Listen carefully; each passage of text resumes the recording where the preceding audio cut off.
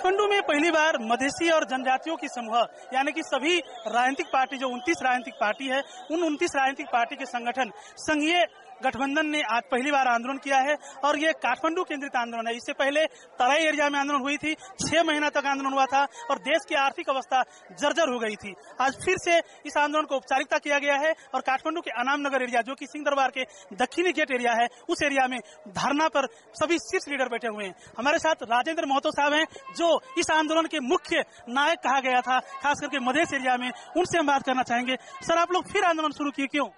क्योंकि आंदोलन लक्ष्य प्राप्त किया ही नहीं तो आंदोलन तो होना ही है ना। जब तक शोषण उत्पीड़न में रही जनता को अधिकार नहीं मिल जाता है तब तो देश में तो आंदोलन तो रहेगा। इससे पहले मधेश में अलग आंदोलन हुआ, जनजातियों के पहाड़ में अलग आंदोलन हुआ, दलितों का अलग आंदोलन हुआ।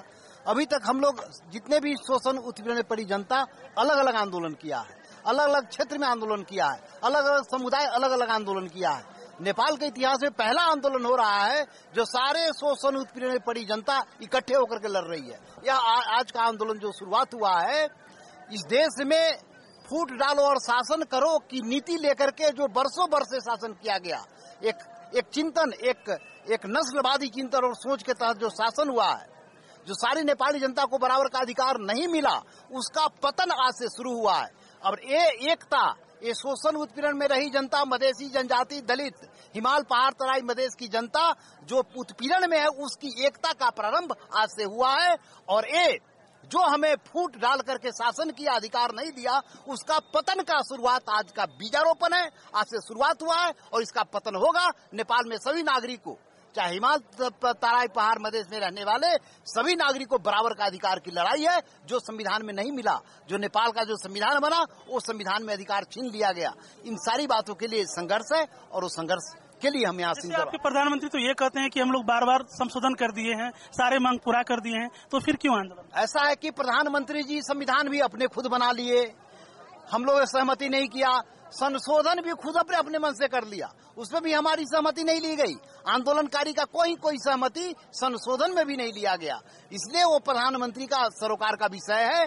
हमारा मधेश आंदोलन का या जनजातीय आंदोलन का या संघीय गठबंधन के द्वारा संचालित आंदोलन का एजेंडा को पूरा नहीं करता है, उसको उस मांग को संबोधन नहीं करता है।